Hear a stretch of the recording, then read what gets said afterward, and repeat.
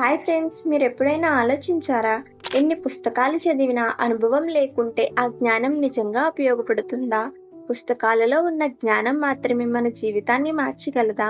లేక అనుభవం అనే బోధనే నిజమైన గురువా? ఒకే పరిస్థితిని ఇద్దరు వ్యక్తులు ఎదుర్కొంటే ఒకరు ధైర్యంగా ముందుకు వెళ్తారు. మరొకరు భయంతో కాళ్ళు అడ్డుకుంటారు. ఎందుకు? కేవలం చదివిన వాడు, అనుభవం లేనివాడు ఎలా వ్యవహరిస్తాడు? అనుభవంతో నేర్చుకున్నవాడు ఎలా వ్యవహరిస్తాడు?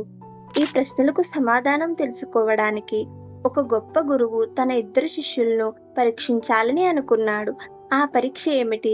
వాళ్ళిద్దరి మధ్య తేడా ఏమిటి? మన జీవితానికి ఈ గుణపాఠం ఏం చెప్తుంది అనేది తెలుసుకుందాం. ఈ కథను పూర్తిగా వినండి. మీరు ఎవరి లాంటి వారో చివరిలో మీరే నిర్ణయించుకోండి. ఒక గురుకులంలో విద్యార్థులు వివిధ గ్రంథాలను చదువుతూ ఉండేవారు. వారికి మహాజ్ఞాని గురువు బోధించేవాడు.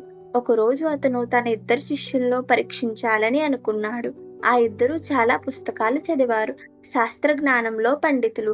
కానీ గురువు గారు ఈ జ్ఞానం వారికి నిజమైన జీవితానికి ఉపయోగపడుతుందా లేదా అనే విషయాన్ని తెలుసుకోవాలని అనుకున్నాడు. ఒకరోజు గురువు వారిని పిలిచి ఒక చిన్న గిన్నె నిండుగా నూనె పోసి ఇలా చెప్పాడు. ఈ నూనె గిన్నెను పట్టుకుని ఆశ్రమం చుట్టూ తిరిగిరా. కానీ షరతు ఒక్కటే, ఒక్క చుక్క నూనె కూడా కింద పడకూడదు అని చెప్పాడు. మొదటి శిష్యుడు గురువు మాట వినగానే గుర్తించుకున్నది ఒక్కటే, నూనె చుక్క కూడా కింద పడకూడదు. అతను గిన్నెను చాలా జాగ్రత్తగా పట్టుకుని ముందుకు నడిచాడు. అతని దృష్టి పూర్తిగా నూనె మీదే ఉంది. ప్రతి ఒక్క అడుగులో భయం, ఒత్తిడి, గందరగోళం.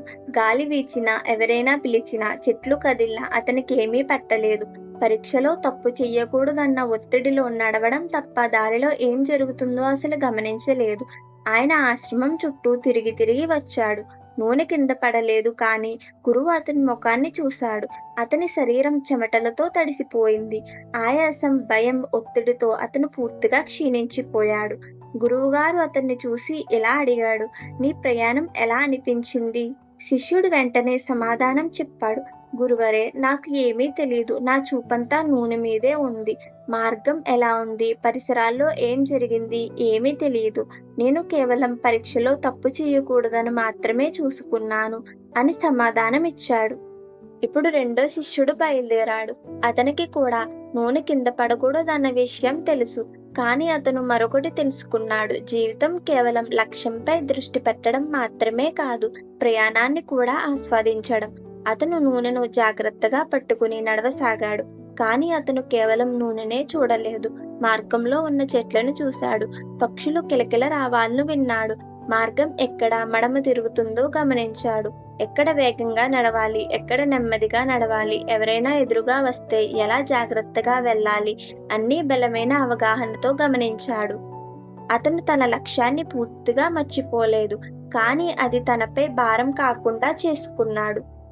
అంతలోనే అతను తిరిగి వచ్చాడు. అతని చేతిలో నూనె గిన్నె అలానే ఉంది. ఒక్క చుక్క కూడా కింద పడలేదు. కానీ అతని ముఖంలో ఆనందం, ప్రశాంతత, అర్థం చేసుకున్న దృష్టి ఉంది. గురువు వారిని చూసి ఇలా ప్రశ్నించాడు, నీ ప్రయాణంలో ఏం చూసావు అని అడిగారు. రెండో శిష్యుడు చిరునవ్వుతో సమాధానమిచ్చాడు, గురువరే, నా లక్ష్యం నూనె రాలనీయకుండా ఉండడమే కాదు, కానీ అదే సమయంలో నా చుట్టూ ఉన్న ప్రపంచాన్ని కూడా గమనించాను. మార్గంలోని అందాలను చూశాను. చెట్లు ఎలా కదులుతున్నాయి, గాలి తాకిడిని ఎలా అనుభవించాలి, ఎలా ప్రశాంతంగా నడవాలి అన్నీ నేర్చుకున్నాను. నేను భయంతో నడవలేదు. ధైర్యంగా, అప్రమత్తంగా, ఆనందంగా ప్రయాణాన్ని ముగించాను అని సమాధానం ఇచ్చాడు. గురువు చిరునవ్వుతో ఇలా అన్నాడు, ఇదే నిజమైన జీవన పాఠం. కేవలం ఒకే లక్ష్యంపై దృష్టి పెట్టి మిగతా ప్రపంచాన్ని మర్చిపోవడం కాదు. అనుభవం లేకుండా పుస్తకాల జ్ఞానం ఉపయోగం లేనట్టే. కేవలం లక్ష్యంపై దృష్టి పెట్టి జీవితాన్ని అర్థం చేసుకోకపోతే అది వ్యర్థమే.